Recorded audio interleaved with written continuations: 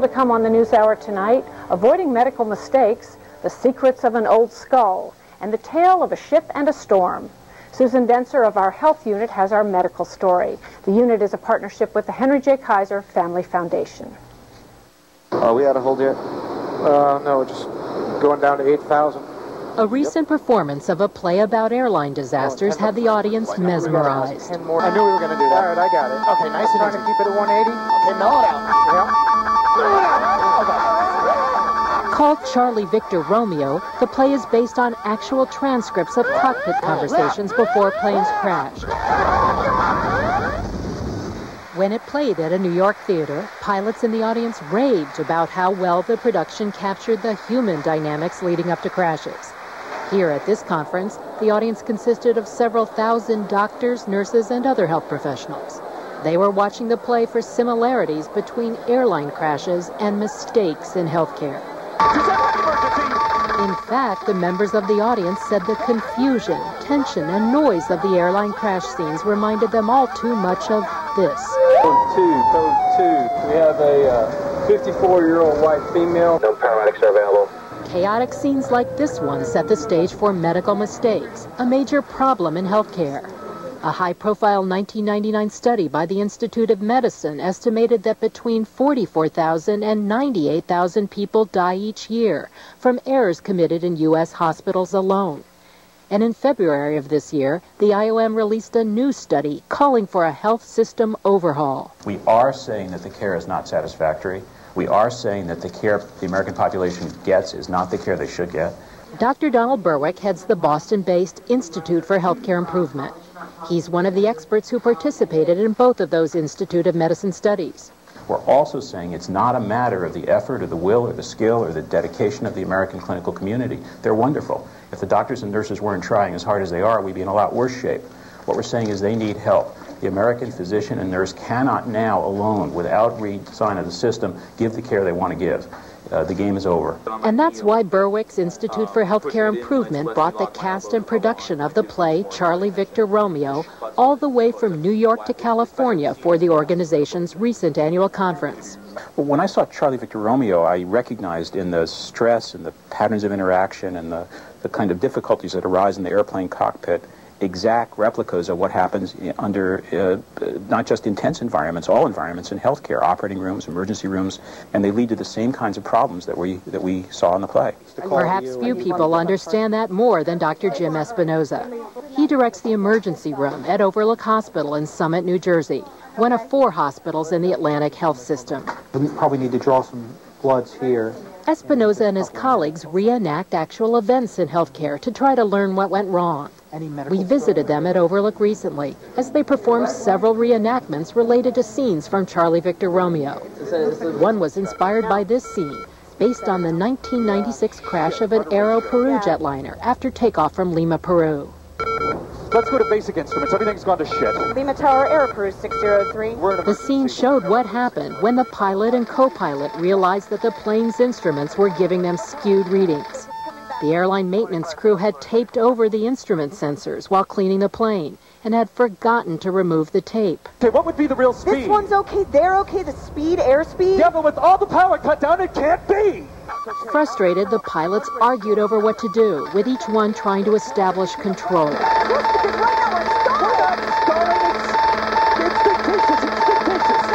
low terrain. Too low terrain. Too low terrain. Too low terrain. We're going to invert! Back at Overlook, Espinoza and his colleagues discussed the lessons. The irony and the tragedy of the event, as I see it, is that had they just flown the plane, sort of basic compass and stick and external visual cues, they actually could have gotten through it. But they kept returning to the faulty information they were getting. Then they reenacted an event at the hospital that had raised similar issues: lack of cooperation, disputes over who was in control, confusion over technology, and failure to keep watch over the patient. The scene began when a team of emergency medical technicians, or EMTs, brought a heart attack victim to the hospital. This gentleman had a syncopal episode in the streets. The team needed to transfer the patient from the EMT's heart monitors to the hospital's equipment. Headache? But that proved impossible since the technologies were incompatible. Does your pacer pads go to ours? Pacer with, it doesn't go. Can you get that wire down there? Which one? Which color? The green wire. That one there. We should be able to connect it there if it's working right. But as I said, they don't interface. Oh, you're right. So since the equipment was incompatible, Nurse Lori Sagard asked Deborah Timpson, the EMT, to leave hers behind for a while. Do me a favor, would you just leave your pack for a couple of minutes? How come? Because I needed to go back on the truck. Oh, gee, okay. As they haggled, they suddenly noticed the patient had deteriorated. Oh, I think he might be in a 3rd-degree block here. I'm looking at my monitor. Actually, ours is like zip. Flatline. Sir? Okay, I'm getting a pulse, but it's very slow. After that near disaster came another one. Let me just put on new pads. Okay? Oh, are you okay? We need help in here. In the course of putting new pacer pads on the patient, emergency room technician David Samko got shocked. Do you have any chest pain? Difficulty breathing? Yeah. The episode could have seriously injured or even killed Samko, but fortunately did not. Later, the team sifted through the lessons. Pat Gabriel, the emergency room nurse manager, started it off. I could see how this would happen every day. And my wish is that we could somehow not have spaghetti on the bed. Okay. When you look at all those wires and those IVs, it's just spaghetti. And the issue of somebody being in charge was very apparent to me. Everybody knew what to do, but no one there was no director. As you watched it, it was a lot like the feeling of watching this CVR. The pilot and the co-pilot, the nurse and medic sort of problem-solving sort of in parallel tracks without knowing what each other were thinking. I felt concerned for the patient and for the safety of the patient. And I also wondered how much of the frustration the patient felt. Joe Roebuck, a trainer for Atlantic Health Systems, summed up. What we learned, there was really nobody focusing on the whole picture. The challenge I would have for you interpersonally is, for each of you, is talking more in experiences like that and even sharing your doubts, sharing your confusion. With that, the group turned to a second reenactment, once again inspired by issues raised in a scene from CVR. This is United 232. We blew into number 2 and we've lost all hydraulics. It was based on what occurred aboard a United Airlines flight in 1989, when the crew realized that the plane's hydraulic system and flight controls had failed. Maybe we can only turn right. We can't turn left. United 232 Heavy, I understand you can only make right turns? That's affirmative. At that point, a flight instructor who happened to be on board as a passenger came into the cockpit to help. My name's Al Haynes. Hi, Al. Denny Fitch. How do you do, Denny? I'll tell you what, Al. We'll have a beer when all this is done. With the aid of Fitch's calm and level-headed guidance, the pilots somehow managed to get the plane to an airport runway. See, we got the tower in view. It's right here. 1 o'clock low, Al. 1 o'clock low. That's right. Pull the left one back. Pull the left one back. At the end of the runway, it's just a wide open field. Left. Left! The plane cartwheeled as it was touching down, and 110 people were killed.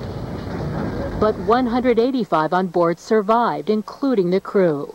They actually were able to save a lot of lives by having an even-tempered expert come in and from the back, who actually turned out to be a captain and a trainer. I think we're trying to show how the even-tempered expert's influence, plus the resources that person can bring to bear, could settle the thing down. So the Overlook group tried to apply similar lessons to avoid a distressing and routine occurrence. The D word. You want me to say it? Okay. That's D as in diversion. That's what happens when a hospital emergency room becomes overwhelmed with too many patients. Ambulances bringing new patients to the hospital are turned away and told to go to another hospital in the area. Some critics have charged that diversions at hospitals around the country sometimes put patients' lives in peril. The Overlook team tried to play out what usually happened in the emergency room to force a diversion. This lady has chest pain. We've been waiting here a long time. Move this one into the castrum, move the castrum out right in the hall, right outside the castrum. Dr. Smith was which line? Dr. Smith is on. Wait, we have a suicide here. Jerry, I really need to get to Mr. Nelson. What room's he in? I really have no place. I have really no place. If you could just wait a little bit, I'll do the best I can. It's like moving people around. 2 seconds, Veronica. 2 seconds. Let me just see if he stayed with his parents or his parents. She's having severe chest pain. Please call him. As is typical in emergency rooms, the confusion and noise escalated. Red, can you pull that one out? I've got a suicide in the waiting room. Veronica, Joe has somebody with chest pain. All right. And what's another tele-admission? Can you just cover me out here for a second while I make that phone call? Suddenly, a call came in saying that 3 victims of a car accident were being brought in. I just got a call on the ear radio. We're getting 3 patients from an MBA. Oh, my God. All right. Let me call Linda. Let her know what this is. No one's had lunch. I've got a motor vehicle accident with 3 coming in. What are my options? Are we going to talk about diversion here? Then, borrowing a leaf from that CVR vignette, the calming force arrived in the form of Linda Kuznick. She's Overlook's chief nursing officer and the hospital's top official in charge of operations. At some point, somebody's got to take control. Okay. Oh, good. Maybe give us 1 second. I called. Let us just follow up. I called. Try and figure out what's going on. Why don't you give me an idea? How many patients do you have? A total of 28 signed in. Kuznick called on other departments of the hospital to help move patients more quickly out of the emergency room. Okay, now I know that we held the recovery room open for you to send your admissions up. So is it the problem you're not getting the bed assignments, or is the problem that you can't get them there? Both. Yes. Okay. As Kuznick took control of the system, the sense of panic subsided, and the diversion threat was called off. You should have a good 6 or 7 patients out of here within a half an hour. The reenactment ended, and once again the team discussed how to make things work better.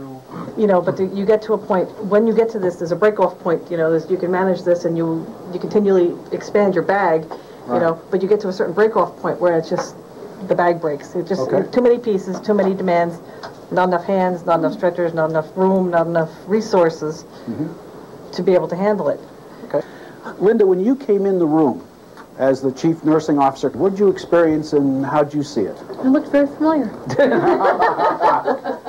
You have a calm unit if the charge nurse is calm. And eventually, though, they become so overloaded that they finally do get caught up into the chaos. Right. And so you kind of have to break the cycle, and that's what has to happen.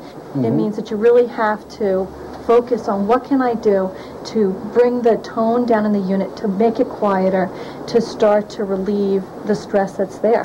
Good point. And that's resources. Later, Kuznick told us that the reenactments motivated hospital staff to tackle problems, and in ways that other efforts to fix mistakes did not. Previously, if we said we'd like to work on flow, not to go and divert, or we'd like to look at a process improvement, you don't get anybody to come to your meetings. You know, they say, oh, geez, I'm overwhelmed, it's too busy, I worked really hard today.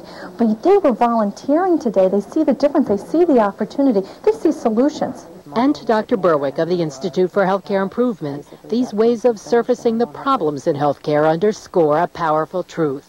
The message we're trying to bring now is we need to work on the culture also. It's communication, feelings, teamwork, interactions. That's where safety lies, not just installing a new computer. The Institute now plans to use both Charlie Victor Romeo and the Overlook Hospital reenactments to help spur changes at other healthcare systems nationwide. Okay, you ever have anything like this before?